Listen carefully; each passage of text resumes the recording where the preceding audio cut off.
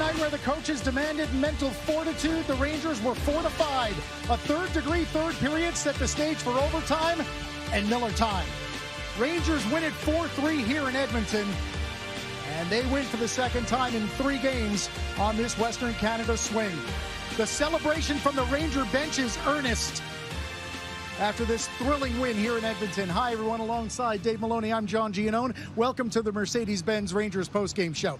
Rangers, for the second time already this season, win a game in which they trail by multiple goals. Dave, they did that once all year last year in the next to last game of the year. You know, you couldn't help but think when you watched the Rangers grow the game through the third period about Mike Sullivan's teams when Pittsburgh weren't the champions that they were. They were a team that competed from the get-go to the end, irregardless of what the score was. That attitude, I think, has come with the coach, and it is evolving because that group in the third period did not say no. And the message was, don't say no to the team as they went out for the third. It was 3-1 Edmonton heading into the final 20 minutes, but the Rangers owned that third period, and like you said, Dave, went to work. That's probably the best way to describe it. It really does, and again, their bodies were moved around. They basically got into a 9-man rotation. It's a chip through the middle of the ice. He tracks it down. Will Cooley gets to the net, coming a little bit late to the party, but appropriately so. First on the season, Braden Schneider. This is the tire, and again, I really like the fact that he got to the shooting area and got the puck to the net, tied it at 3. After killing a penalty in overtime, J.T. Miller makes a move there, bites on it as Draisaitl, lane onto the forehand, long side, and let the celebrations begin. A 2-goal comeback, 2 points. And we talked about validating the game against Vancouver. It didn't come easily, but the Rangers were able to do that tonight here in Edmonton. So Miller gets the goal, Schneider and Lafreniere get the assists, and the Rangers win it in overtime, 4-3. Welcome back. Our Jersey Mike sub-above player, many candidates. Braden Schneider wins the award tonight. A goal and an assist, his 7th career 2-point game. He had the 3-2 goal, the assist on the winner, and we begin the post-game reaction with Braden Schneider.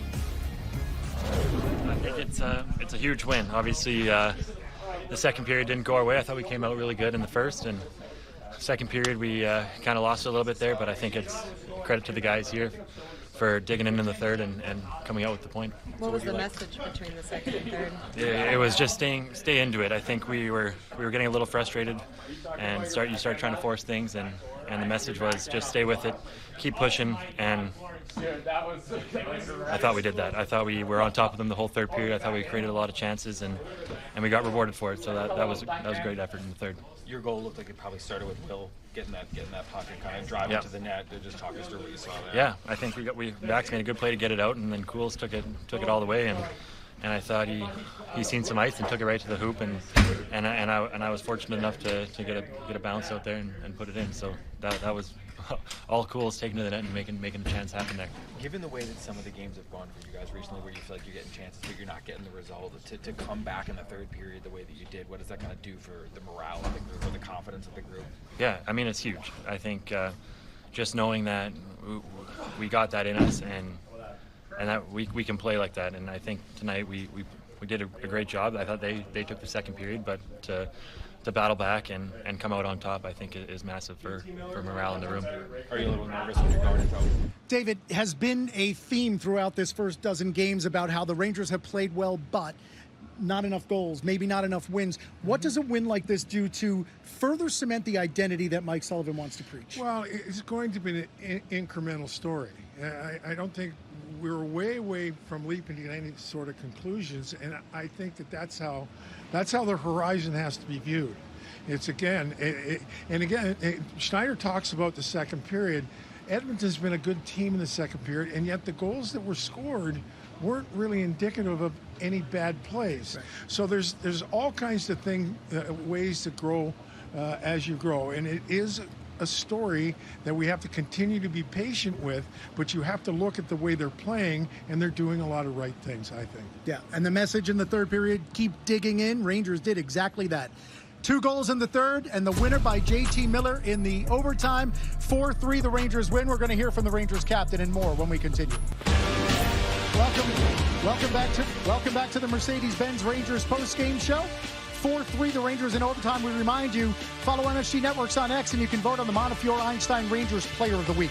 Let's hear from the goal scorer, the winner, J.T. Miller. His post-game interview presented by Chase. Right now.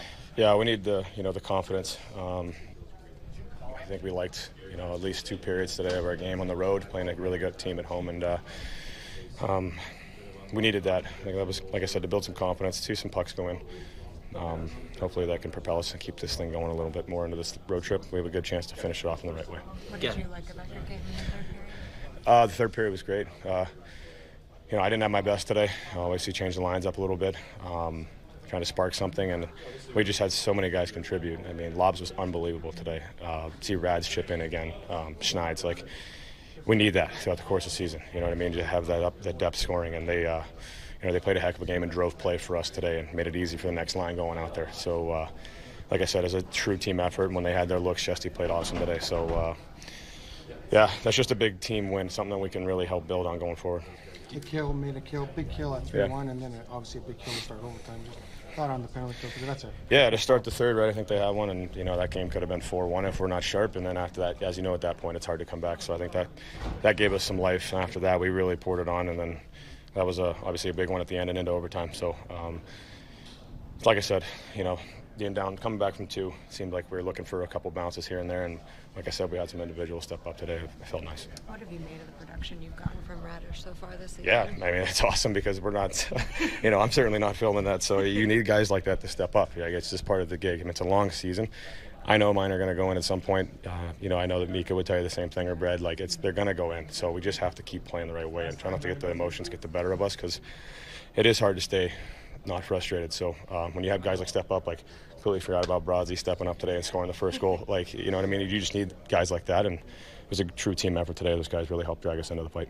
When you got the puck in overtime, are you thinking go to the net the whole time? I'm not going to lie, I don't have the confidence now. That wasn't the most positive thinking. I just was trying to get it to the net. I passed up a couple shots earlier that I shouldn't have, so sometimes they go, sometimes they don't. Self-effacing as always from J.T. Miller. 2 good points, though. The PK, early third period, late third period into overtime, get the kills. That kept the game in. And he said, quote, the depth players drove the plays tonight. Well, I personally, I think the play of Laba, the play in the middle, allowed them to then put JT and Zibanejad, shorten the bench, and then you move Parsonen into the middle too, where I think he's more comfortable as a player. It just all seemed to fit. And now JT makes the comment that your depth players are going to have to carry some of the load until, to his own admittance, guys like him become a little more confident scoring. So there's a lot of things that certainly fall into place when you win a game in that manner, and pretty good job of the coaches moving bodies around. Yeah. The response was good. And another voice that echoes, as he said, we needed that to build some confidence. And I guess at the end of the day, when you're talking about building something during a season, wins probably still matter more than anything else you do out there to do that, right? No kidding. It's the same thing when the goal scorers finally score. The things you do well, and really there's nothing like winning. There really isn't, to kind of cure all ills. Now, as we just mentioned, you've got 2. Now you just got to keep the thing going, because it's a hell of a lot better in life when you're on the winning side. And not to forget, now the goal-scoring leader for the Rangers, Taylor Raddysh, his tying goal was massive. It was terrific, massive. It gets to the middle of the ice and gets it to the net. You tie it. It's good stuff. And ultimately win it 4-3 in overtime on a goal from J.T.